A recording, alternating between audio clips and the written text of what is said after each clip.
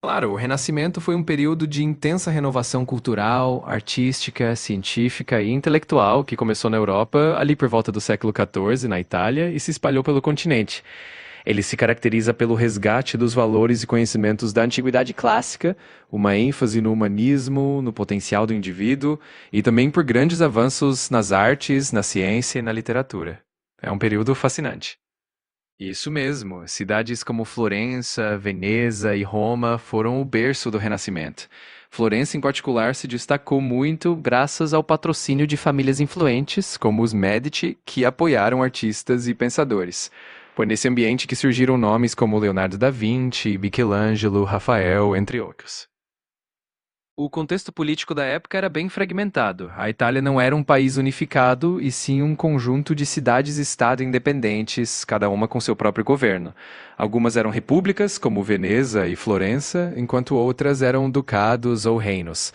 Essa fragmentação política gerava muitas rivalidades, mas também um ambiente de competição que acabaram incentivando o florescimento das artes e do pensamento.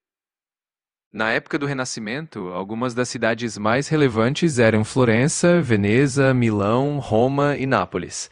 Cada uma tinha uma população que variava bastante, mas em média elas tinham entre 50 mil e 100 mil habitantes, o que era bastante considerável para a época. Algumas, como Veneza, se destacavam também pelo comércio e pela influência política. As cruzadas, que aconteceram alguns séculos antes, tiveram um impacto bem significativo, principalmente no que diz respeito ao comércio e ao intercâmbio cultural. As cidades italianas, como Veneza e Gênova, por exemplo, se beneficiaram muito das rotas comerciais que foram estabelecidas com o Oriente. Esse contato trouxe não só mercadorias, mas também conhecimento, novas ideias e uma certa prosperidade econômica. Exatamente. O termo renascimento vem justamente dessa ideia de um renascer, um ressurgimento dos ideais e dos conhecimentos da antiguidade clássica que haviam ficado um pouco de lado durante a Idade Média. Os pensadores e artistas do Renascimento buscavam se inspirar nas obras de filósofos, cientistas, artistas e escritores da Grécia e de Roma antigas. Na literatura renascentista, a gente teve um resgate dos textos clássicos, mas também um grande impulso em produzir novas obras. Autores como Dante Alighieri, que veio um pouquinho antes do Renascimento, já anunciavam essa transição. E depois, no auge do Renascimento, a gente teve nomes como Petrarca e Boccaccio, que foram fundamentais.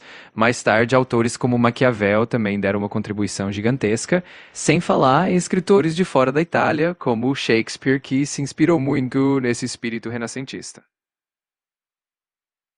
Ah, sim, o redescobrimento da literatura antiga foi um dos pilares do Renascimento. Os estudiosos da época, conhecidos como humanistas, se dedicaram a buscar, traduzir e estudar manuscritos antigos, tanto gregos quanto romanos. Esse movimento trouxe de volta ao conhecimento obras de autores como Homero, Platão, Cícero, Virgílio, entre outros, e isso influenciou profundamente a produção cultural da época. Muitos desses textos já existiam em grego e em latim, mas algumas obras estavam meio esquecidas ou não eram tão acessíveis.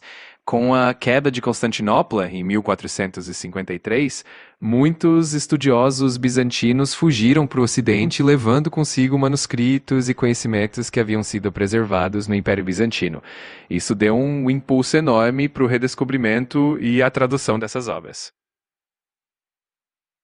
Na verdade, muitos desses estudiosos e humanistas ainda tinham uma relação bem próxima com a igreja e muitos deles eram até clérigos ou trabalhavam em instituições religiosas. O que aconteceu foi que a igreja, em muitos momentos, também apoiou esse movimento humanista, principalmente porque o estudo dos clássicos era visto como algo que podia enriquecer a teologia e a filosofia cristã. Aos poucos, esses intelectuais foram ganhando mais liberdade para explorar temas seculares e valorizar o ser humano, sem necessariamente entrar em conflito com a fé. Com certeza, com o tempo, algumas ideias humanistas e renascentistas acabaram entrando em conflito com a igreja, principalmente quando se tratava de questionar certas doutrinas ou explorar novas visões do universo.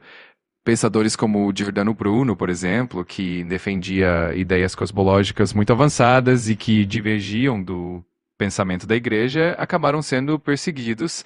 E claro, esse clima de questionamento e busca por mais liberdade intelectual também foi um dos fatores que mais tarde contribuíram para a Reforma Protestante. O Renascimento é geralmente situado entre o final do século XIV e o final do século XVI, embora ele tenha começado mais cedo na Itália e se espalhado um pouco depois para o restante da Europa.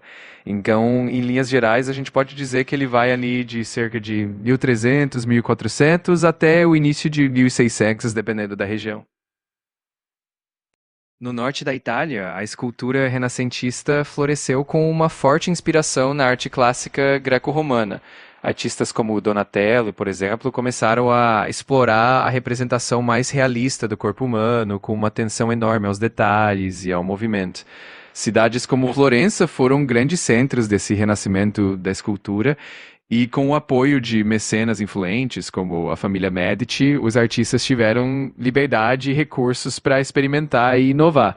Isso resultou em obras icônicas e que influenciaram a arte europeia por muito tempo. No início do Renascimento, a arte ainda era bem ligada ao sagrado e muitos artistas dependiam de encomendas da igreja. Mas com o tempo, eles foram conquistando mais liberdade e passaram a produzir também obras com temas mitológicos, retratos de figuras importantes da época, cenas do cotidiano, e isso tudo ajudou a diversificar bastante a produção artística da época. O auge da produção de esculturas renascentistas aconteceu mais ou menos ali no final do século XV e início do século XVI, com nomes como Michelangelo, que criou obras icônicas como Davi e a Pietà. Foi um período em que a escultura atingiu um nível de perfeição técnica e expressiva impressionante que acabou influenciando gerações futuras. Os artistas renascentistas utilizavam uma variedade de materiais, mas o mármore era um dos preferidos, justamente pela sua durabilidade e pela possibilidade de criar detalhes bem delicados. Além do mármore, eles também usavam bronze para estátuas e relevos, madeira para esculturas menores ou decorativas e, às vezes, até terracota.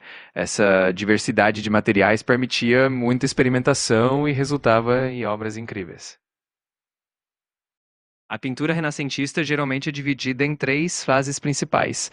A primeira é o Trecento, ou o pré-renascimento, que acontece no século XIV e já traz algumas inovações, como a busca por mais naturalismo. Depois vem o Quattrocento, que é o renascimento inicial, no século XV, quando artistas como Botticelli e Fra Angelico começam a explorar a perspectiva e o uso de luz e sombra. Por fim, temos o Cinquecento, que é o Alto Renascimento no século XVI, com mestres como Leonardo da Vinci, Rafael e Michelangelo, que levaram a pintura a um nível de perfeição incrível. Sim, com certeza. Uma das grandes inovações foi o uso da perspectiva, que permitiu criar uma sensação de profundidade e realismo nas pinturas.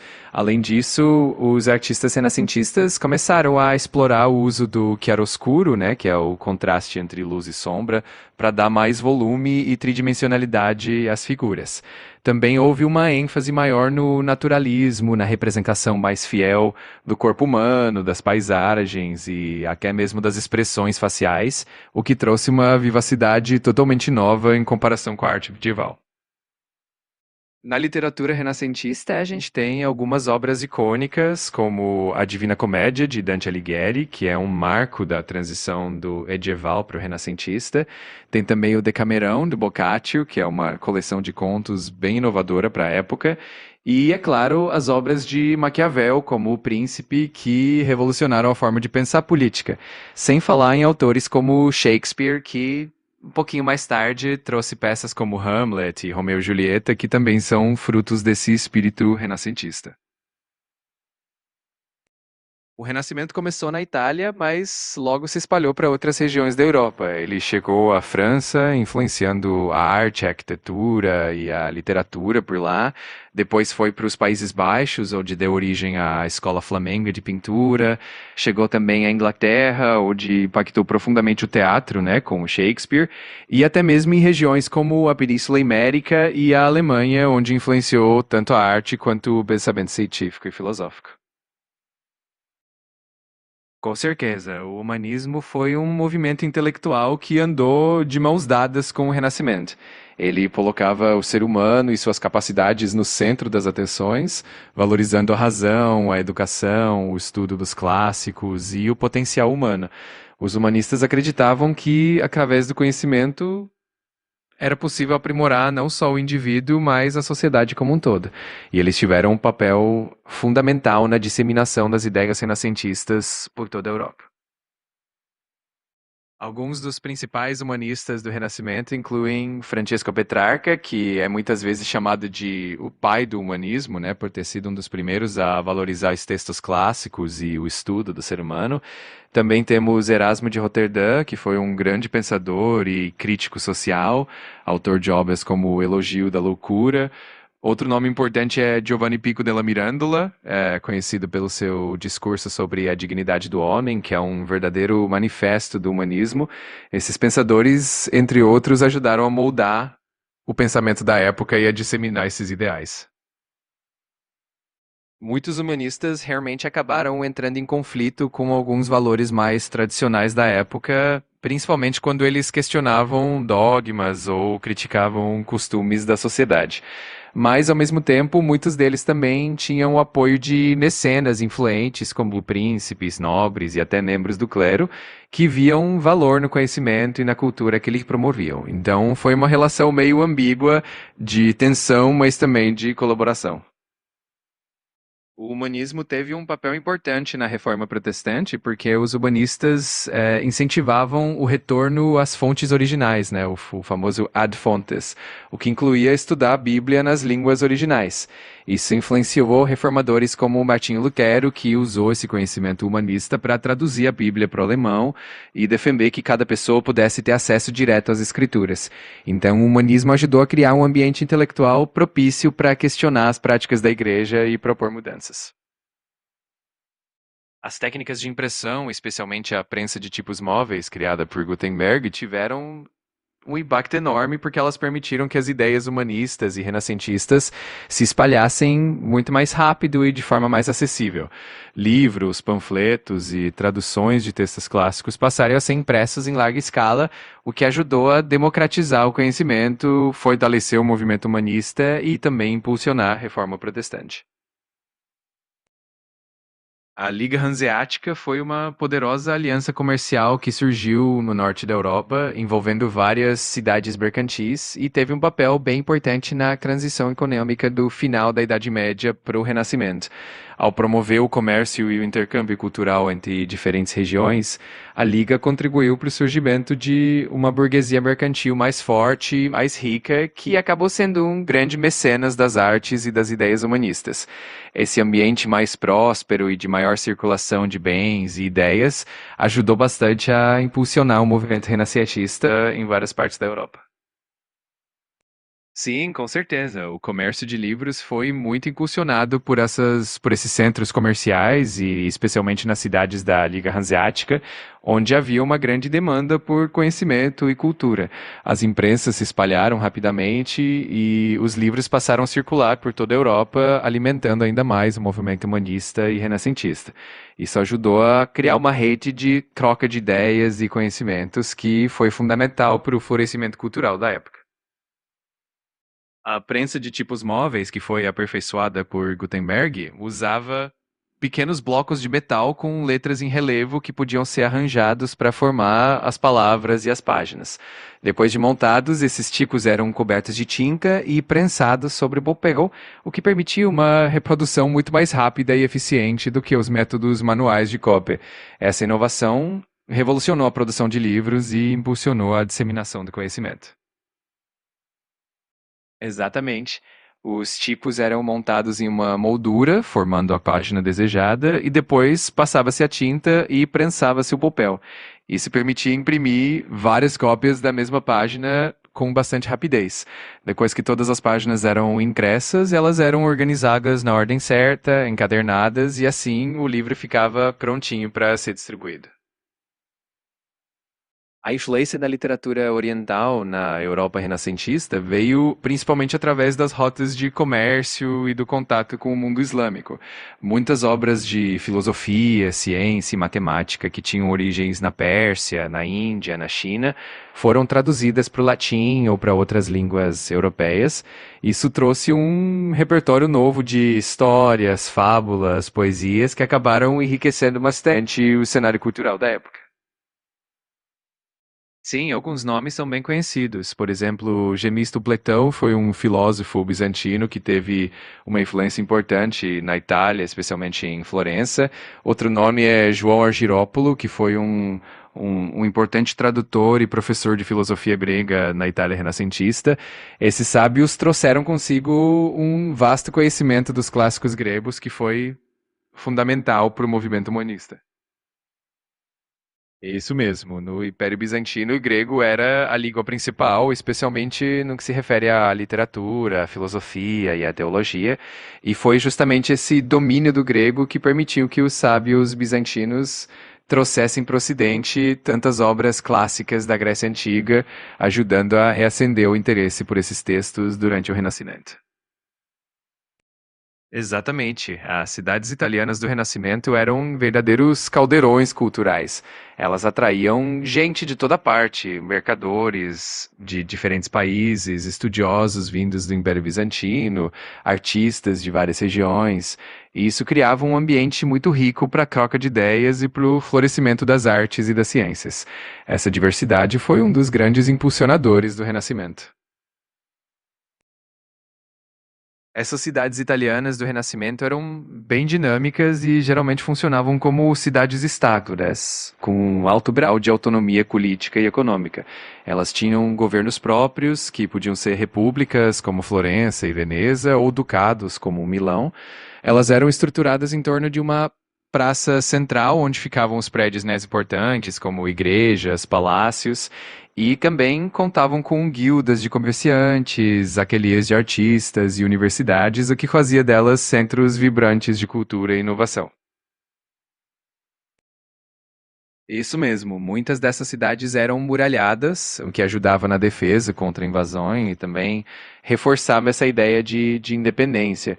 Dentro dessas muralhas, a vida urbana era bem intensa, com ruas estreitas, mercados, oficinas de artesãos, tudo isso contribuindo para um ambiente muito vibrante e propício ao desenvolvimento cultural. As cidades tinham um forte vínculo com o mundo rural ao redor, então muitos dos alimentos vinham da agricultura das áreas próximas. Havia também criação de animais e produção de cereais, frutas, legumes, mas o comércio era essencial para trazer produtos que não eram produzidos localmente. Então, as rotas comerciais garantiam que as cidades tivessem acesso a uma variedade bem grande de alimentos e outros produtos. Sim, a economia dessas cidades já era bem monetizada. Cada cidade-estado costumava ter a sua própria moeda e elas eram usadas nas transações comerciais do dia a dia. Os bancos, que também surgiram com força nesse período, ajudavam a facilitar o comércio, oferecendo serviços como câmbio, empréstimos e letras de câmbio, que permitiam que os comerciantes negociassem de maneira mais segura e eficiente. Nos Países Baixos, o Renascimento teve uma característica bem única, especialmente no que ficou conhecido como Renascimento do Norte. Artistas como Jan van Eyck e Hieronymus Bosch introduziram um nível incrível de realismo e detalhismo em suas pinturas. Além disso, o humanismo também teve um papel importante por lá, com eruditos como Erasmo de Roterdã, que foi uma figura central, promovendo a educação, a reforma da igreja e a valorização dos textos clássicos. Esse movimento trouxe uma mistura de espiritualidade e racionalidade que acabou influenciando bastante a cultura da região. Com certeza, o Renascimento e o humanismo criaram um ambiente propício para o questionamento, a observação e o método científico. Grandes nomes como Copérnico, Galileu e mais tarde Newton se apoiaram nesses avanços e nessa valorização da razão para desenvolver as suas teorias. Então a Revolução Científica é realmente um fruto desse longo processo que começou lá no Renascimento.